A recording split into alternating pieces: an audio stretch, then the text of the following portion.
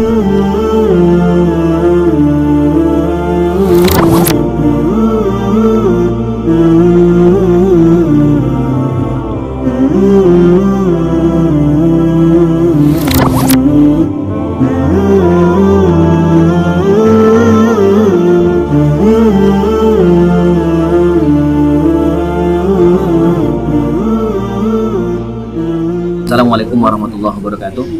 Alhamdulillah wassalatu wassalamu ala rasulillah. Bersama saya Umri Fahrudi Harahap MPD. Saat ini sedang berada di HBR Cafe di Pasir Putih. Saat ini kita bersama Buya Edi Suheri, salah seorang trainer. Masya Allah, salam dulu. Salah seorang trainer, kemudian juga konsultan pendidikan, gabungan antara praktisi dan akademisi yang sudah malang melintang di dunia pendidikan. Keseharian berkecimpung di dunia pendidikan, baik yang sifatnya formal ataupun non formal. Ya Bu ya? Ya. Dan bincang kita pada malam ini terkait dengan cara orang tua memilih pendidikan yang tepat. Sekolah. Ya, sekolah. Seperti yang kita ketahui kan ada dua jenis sekolah ya. Yang pertama ada boarding school. Dalam hal ini sekolah yang diasramakan atau yang dipondokkan, dan lebih tepatnya adalah pondok pesantren. Kemudian ada yang full day, artinya belajar dari pagi sampai sore, kemudian balik pulang ke rumah. siang. Pulang ke rumah, atau misalnya pulang siang atau pulang sore, seperti itu. Nah, ini ada yang perlu kami tanyakan kepada Buya. Ketika seorang anak tamat dari misalnya dari SD, kemudian dia ingin melanjutkan, apa nasihat terbaik yang Buya berikan kepada orang tua dalam memilih pendidikan atau sekolah, apakah boarding school atau full day? Ya, silakan Bu. Kalau saya pilih dan menyarankan pondok pesantren. Ya. Kenapa demikian? Ya, tentu pertanyaannya seperti itu kan. Kenapa demikian? Yang pertama, saya ingin menggunakan sebuah kalimat bahwa pesantren itu harus menjadi pilihan utama, bukan alternatif. Orang kan sekarang sering menyebut bahwa pesantren adalah lembaga pendidikan alternatif. Kalau saya menyebut itu bukan pilihan, tapi harus menjadi yang utama, prioritas, bukan alternatif. Nah, tentu pertanyaannya kenapa kita harus memilih pondok pesantren sebagai tempat anak-anak kita mendapatkan pendidikan. Karena memang pendidikan di pondok pesantren ini kompleks. Artinya dari sudut apa kita lihat? Kita lihat dari sudut pengembangan aspek sikap, katakanlah kalau kita bahasa formalnya ini kan, bahasa formal pendidikan lah. Bahwa pendidikan, penanaman sikap, pembinaan sikap sepertinya lebih matang di pondok pesantren. Kenapa demikian? Karena selain mereka hidup dalam sebuah komunitas, mereka bisa saling belajar. Satu dengan yang lain, memberikan contoh. Teman yang ini belajar dengan teman yang di sana. Plus ada kiai, ada mudir, ada guru-guru, ada musrifah yang hidup 24 jam bersama mereka. Dengan kata lain Bu ya, berarti masyarakat mini pondok lah ya. Boleh kita sebutlah. Miniatur miniatur daripada masyarakat. Nah, efeknya apa itu kira-kira? Kalau di situ ada kiainya, ada mudirnya, di lingkungan itu ada guru-guru, ada musrif, mereka mendapatkan contoh gitu. Teladan. Mendapatkan teladan di situ. Dan makanya pembentukan sikap di pondok itu lebih cepat dibandingkan dengan pendidikan-pendidikan yang tadi seperti yang Bapak sebutkan full day. Nah, itu yang kedua, dari aspek pengetahuan. Nah, saya melihat bahwa dari aspek pengetahuan ini, aspek keilmuan lah. Bahwa anak-anak yang belajar di pesantren itu pengetahuannya lebih kompleks dibandingkan sekolah-sekolah yang umumkah, yang daya serapnya lebih tinggi Bu ya. Baik daya serapnya, ataupun kita melihat dari penguasaan keilmuan. Penguasaan keilmuan. Apa yang ada di sekolah full day, apa yang ada di sekolah umum ada di pesantren. Iya. Tetapi apa yang ada di pesantren boleh jadi tidak ada di luar. Contohnya apa tuh contohnya? Iya. Contohnya pendalaman ilmu-ilmu agama, pengembangan bahasa. Yang memang praktek langsung ya kan, memang harus dipraktekkan gitu. Nah kemudian juga dari aspek keterampilan. Anak pesantren itu biasa lebih mandiri gitu. Iya, lebih jauh. Ya. Kenapa demikian? Karena kan mereka dari rumah kemudian disekolahkan di pesantren lepas dari orang tuanya. Ya. Kalau di rumah mereka biasanya dibanguni, masih cenderung dilayani oleh orang tua. Ya. Di pakaian mereka di pondok mungkin harus dia mengatur bangun tidur sampai bangun tidur dia harus melayani dirinya kan gitu ya. Itu kenapa saya lebih berpendapat atau lebih menyarankan anak yang ada di rumah sekolahkan. Nah kemudian sekaligus pondok ini sebagai benteng dari pengaruh-pengaruh luar. Coba kita lihat sekarang Ustaz kan, berapa besar pengaruh-pengaruh yang sekiranya memberikan dampak buruk bagi anak. Narkoba umpamanya, kenakalan remaja, tawuran antar sekolah, antar kampung. Karena kan dunia remaja ini kan Buya yang paling menentukan itu sebenarnya bukan keluarga lagi tapi lingkungan dia kan. Siapa temannya, ya seperti itu karakternya. Nah pesantren lingkungannya orang baik-baik. Iya. Kehidupannya juga sudah teratur, sudah terjadwal semuanya Buya ya. Iya. Kita kasih contoh umpamanya ya. Pesantren Manhajus Salikin. Iya. Nah ini kan konsepnya menarik saya lihat. Jadi tidak jauh dari masyarakat memang, jauh dari masyarakat. Tetapi memang anak-anak belajar dan hidup beraktivitas dalam sebuah lingkungan tanda petik yang mungkin jauh lah dari pengaruh-pengaruh kehidupan, terkontaminasi lah ya. Ya. Jadi pondok pesantren sebagai benteng gitu ya. Nah, dan pondok pesantren Manhajus Salikin kan di dalamnya juga banyak ustaznya bermukim, sehingga pengawasan lebih ketat lah seperti itu. Saya sarankan itu kepada kaum muslimin yang belum menetapkan pilihan sekolah anaknya itu belajar pondokkan anak di pesantren Manhajus Salikin. Coba nih, coba diperkenalkan. Perkenalkan dulu. Saya Sukamaju, Kecamatan Rambah, Kabupaten Rokan Hulu, Provinsi Riau. Masya Allah. Itu profil pondok kita. Tepatnya berada di Dusun Sungai Deras. Kemudian Desa Sukamaju, Kecamatan Rambah, Kabupaten Rokan Hulu dan Provinsi Riau. Dan letaknya tidak terlalu jauh dari kota. Dekat ke kantor polisi, dekat ke rumah sakit, dekat ke pasar. Dan alamnya masih asri. Recommended lah ya. Iya. Natural juga ya. Iya, natural. Masih alami lah. Ya. Ada sungainya. Ada sungainya. Nah, sungainya pun tidak membahayakan. Dia pasir halus, kemudian tidak terlalu dalam. Jadi bagi anak-anak yang bisa berenang itu bisa diajari. Tidak terlalu berbahaya lah. Karena kita harus juga berdampingan dengan alam ya Bu ya.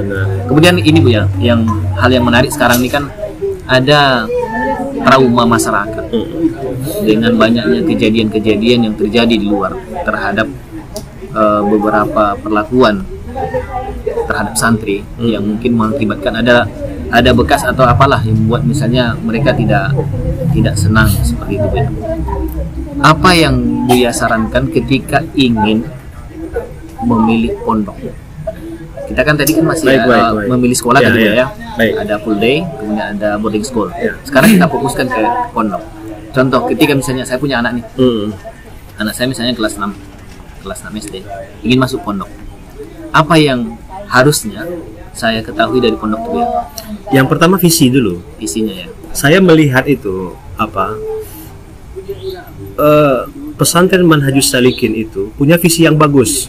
Jadi konteksnya tepat ini, pertanyaan ini bincang-bincang kita. Apa visi kita di Manhajus Salikin? Mewujudkan pesantren ramah anak yang unggul. Nah, itu yang pertama. Artinya apa? Visi visi ini kan cita-cita, ya, yang kemudian dirumuskan dalam langkah-langkah tujuan. Itu yang pertama. Artinya secara konsep pesantren ingin memberikan pelayanan kepada masyarakat, kepada anak-anak kaum muslimin yang belajar di situ, ya. Ini loh pondok kita yang sistem pelayanan pendidikannya itu ramah anak. Ramah anak itu maksudnya bagaimana? Iya, kita memberilah bukan hanya pelayanan pendidikan, tetapi juga guru sebagai pendidik umpamanya, atau katakanlah semua staf berorientasi pada pelayanan yang ramah anak. Gitu. Nah, kalau ramah anak itu maknanya apa? Kita ingin bagaimana anak nyaman di situ. Iya, termasuklah dilayani Bu ya. Dilayani. Terkait dengan hak mereka. Ya, termasuk juga kayaknya, dan saya memahami bahwa pesantren Manhajus Salikin itu tidak menggunakan punishment ya dalam jenis-jenis yang sifatnya fisik, kekerasan. Iya. Kenapa? Karena memang kekerasan fisik itu efeknya besar ya, efeknya besar. Jadi apa yang paling pertama harus kita lakukan? Memaksimalkan nasihat, ya kan? Karena kan memang itu bagian dari agama kita. Iya.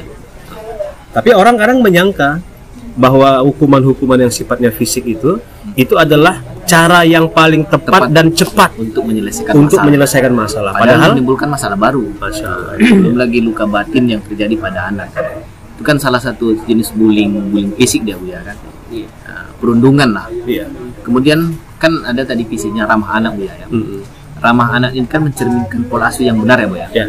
Mungkin perlu juga Bu ya sampaikan ke orang tua bagaimana pola asuh kita lah yang ada di Manhajus Salikin yang mungkin Bu ya ketahui lah.